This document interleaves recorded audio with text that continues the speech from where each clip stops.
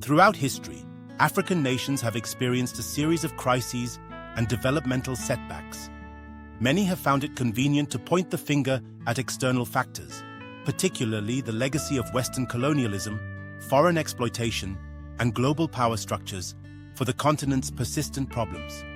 While colonialism and neo-colonial power plays cannot be entirely disregarded, a closer look at Africa's modern-day governance reveals that the real issue lies at home. It is the responsibility of African leadership to steer the continent away from corruption, mismanagement, and stagnation. Until leaders take full responsibility for their actions, and until they implement homegrown solutions, Africa's true potential will remain untapped. In this video, we will explore the historical context, give concrete examples, and highlight policies or failures that underscore that Africa's plight is not primarily fueled by the West, but rather by the shortcomings in leadership across the continent. By examining case studies, we will illustrate how governments and leaders in Africa hold the key to progress and propose a call to action urging these leaders, as well as ordinary citizens, to take ownership of the continent's destiny. 1. Historical context: colonialism versus post-colonial realities. Colonial legacy and the long shadow of the past. Colonialism in Africa spanned centuries, leaving deep scars. Colonizing powers, from Britain, France, Belgium, Portugal, Germany to Italy, redrew national boundaries, exploited resources, and disrupted socio-political structures that existed long before foreign intervention. At the time of independence, countries inherited not only fragile economies, heavily reliant on resource extraction, but also the Western-style institutions that were often ill-suited for local realities. It is true that these colonial structures remain at the core of many post-independence problems, from the artificial national borders that group together diverse ethnic groups with little consideration for historical enmities, to education systems that served colonial needs rather than local development goals. African politicians routinely leverage the history of colonial exploitation as an explanation for contemporary weaknesses, the emergence of independence and leadership. However, the colonial era in most African countries ended in the mid-20th century. By 1960, a significant portion of African nations had declared independence. This monumental transition represented an opportunity.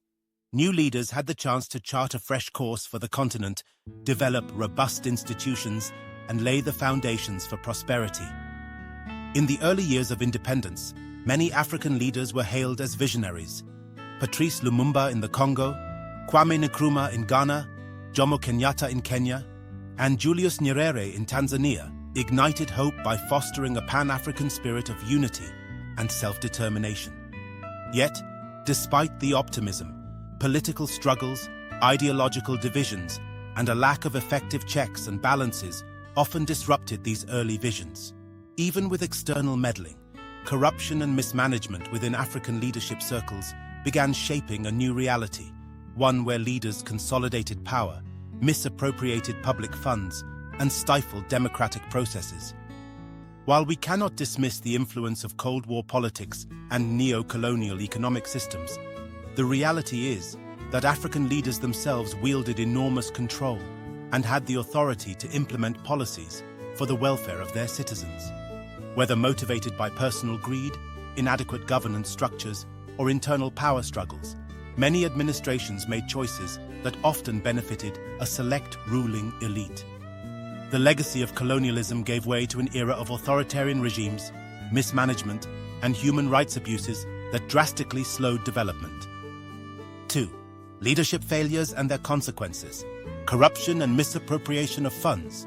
One cannot overlook the staggering amount of money that disappears from African countries through corruption each year.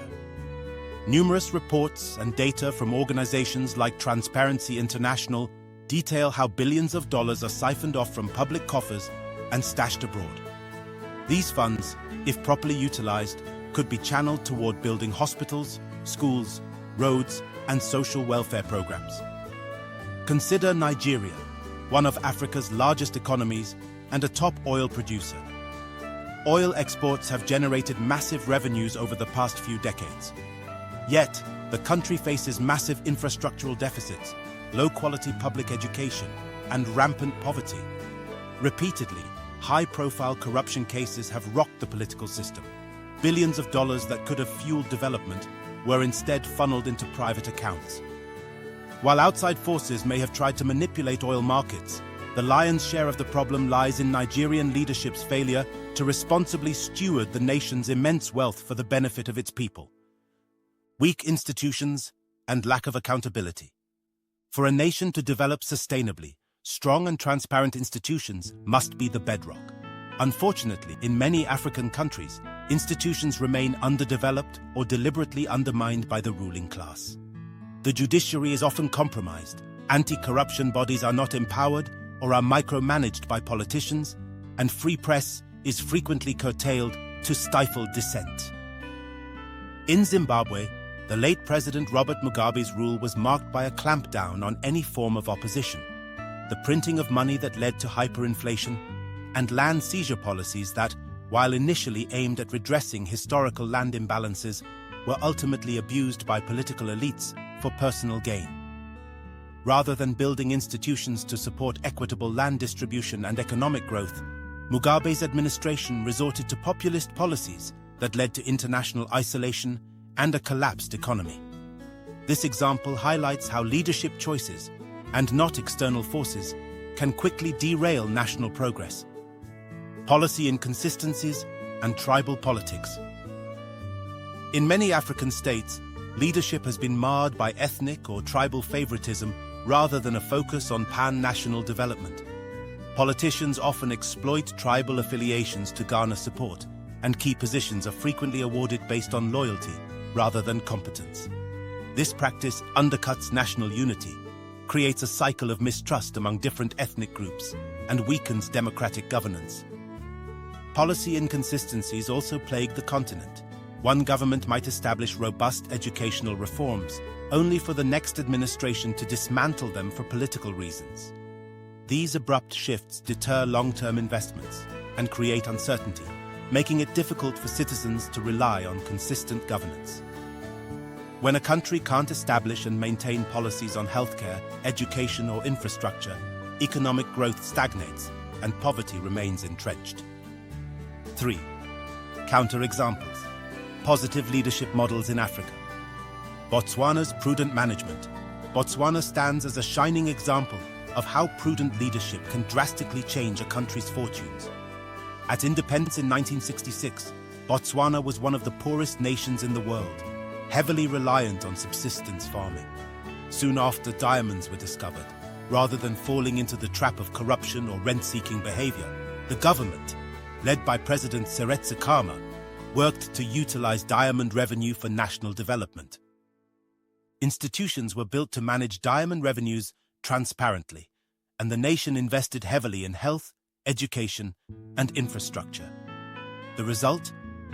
Botswana evolved into one of Africa's most stable and prosperous countries, boasting comparatively high human development indices and per capita income. By responsibly channeling resources and maintaining consistent policies, Botswana's leadership proved that Africa's destiny hinges on sound governance choices rather than being hopelessly doomed by external forces. Rwanda's post-genocide rebuilding. Rwanda's tragic genocide in 1994 devastated the country, leaving hundreds of thousands dead and the economy in ruins. However, in the years following the genocide, President Paul Kagame's government prioritized reconciliation, governance reform, and the adoption of technology and innovation to bolster the economy. Through Vision 2020 and various other national strategies, Rwanda invested in public services, championed female empowerment, and worked to position the country as a hub for East African trade and IT infrastructure. While Kagame's leadership has faced scrutiny for limitations on political dissent, Rwanda's impressive turnaround in economic development and social services underscores the power of leadership in transforming a seemingly hopeless situation. Rwanda's renewed focus on cleanliness, security, and digitizing services has become a model for several African states, proving that development can be homegrown and determined by internal policy choices rather than external dictates. 4. The role of citizens demand accountability. While the spotlight often shines on presidents, prime ministers, and high-ranking officials, Africans themselves play a pivotal role in driving systemic change. Citizens have the power to hold their leaders accountable through elections, public discourse, peaceful protest, or civic engagement. Grassroots movements have historically toppled corrupt leaders across the globe. Africa is no exception. For instance, in Sudan, a massive wave of protests brought an end to Omar al-Bashir's 30-year rule in 2019. Young people, particularly women, were instrumental in organizing and sustaining peaceful protests despite brutal crackdowns. Similarly, the EndSARS movement in Nigeria highlighted how unified citizen action can put pressure on governments to address long-standing injustices and police brutality. Change does not always come swiftly or painlessly, but an engaged and informed citizenry is a powerful counterbalance to self-serving leadership. Once ordinary Africans understand the impact of their collective voices and refuse to be divided by tribal or political lines, leaders will either shape up or risk being replaced by more responsible individuals. 5. How African leadership can take responsibility. Establishing transparent institutions and fighting corruption. Leaders must see themselves not as rulers, but as servants of the people. They need to champion transparency by publishing budgets, explaining expenditures, and supporting free press and independent anti-corruption bodies. One step could be creating frameworks that require public officials to declare their assets before and after they assume office, with stiff penalties for any discrepancies. Judicial independence should be protected so that courts can hold everyone, including government officials, to the same standards of justice. Investing in education and human capital. Education remains a potent tool to break the chains of poverty. Quality schools, vocational training centers, and universities that are accessible to all income levels will cultivate the next generation of innovators, entrepreneurs, and civic-minded citizens. Leaders must commit resources to ensuring that children in both urban and rural areas receive the same learning opportunities. Initiatives that focus on science, technology, engineering, and mathematics, STEM, can help African countries leapfrog into modern economies. Championing good governance and Pan-African collaboration. Democratic norms, press freedom, and strong multi-party systems are cornerstones of a prosperous state. Regular and fair elections, peaceful transfers of power, and respect for term limits all foster stability. When individual rights are protected by law, citizens are more likely to invest and contribute positively to society. Moreover, Pan-African collaboration should not merely be political rhetoric. It should facilitate free trade, shared infrastructure, knowledge exchange, and peacekeeping. The African Continental Free Trade Area, AfCFTA agreement, is a promising step in that direction, encouraging African nations to trade with each other and reduce external dependence.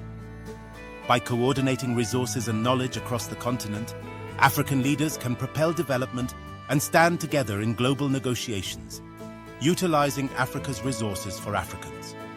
Africa has immense natural wealth: oil, diamonds, gold, cobalt, uranium, and rare earth metals, critical for modern technologies. Instead of exporting these raw materials at low costs and importing finished products at premium prices, leaders should advocate for local processing industries to add value to exports.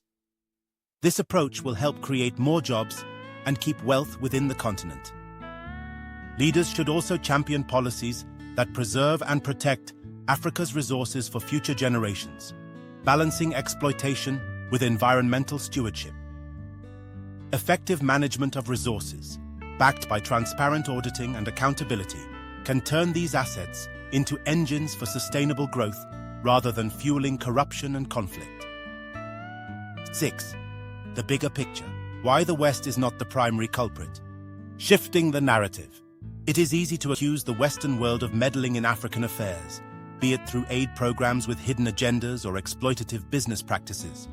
Indeed, foreign corporations have at times exploited weak regulations to secure favorable deals. Nevertheless, the blame game often prevents African leaders from accepting accountability. Colonialism ended decades ago.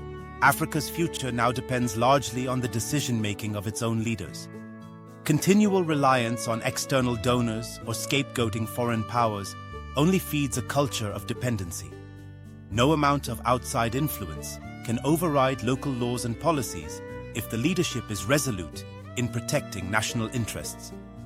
When African leaders prioritize their citizens' welfare over personal gain, external exploitation becomes far more difficult. Learning from other regions.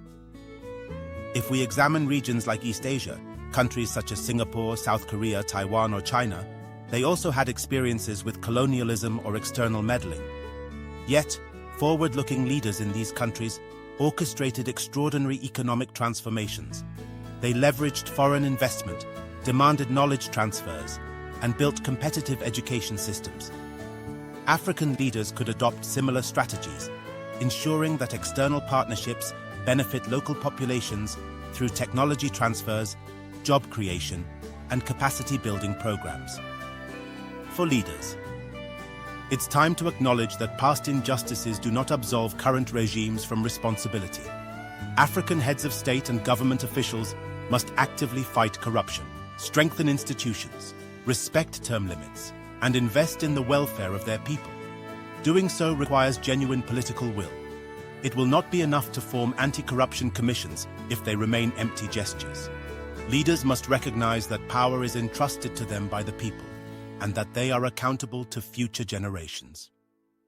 For citizens, every citizen in Africa has a role to play. Participate in local governance, attend town halls, hold your representatives accountable, and refuse to be manipulated by tribal or ethnic divisions. Stay informed, engage in constructive dialogue, and use your voting power wisely. Demand transparency. Ask questions when public funds or resources vanish without explanation. For the youth, African youth are the future. Embrace technology, education, and innovation. Believe in homegrown solutions and work collaboratively to solve problems at a local level. Develop your skills and nurture the entrepreneurial spirit that can create jobs and income for your communities. Resist the narrative that you must always seek greener pastures abroad. Though migration can be beneficial, Africa needs its human capital to power inclusive growth. For the international community, partner with African countries on equal footing. Avoid paternalistic approaches.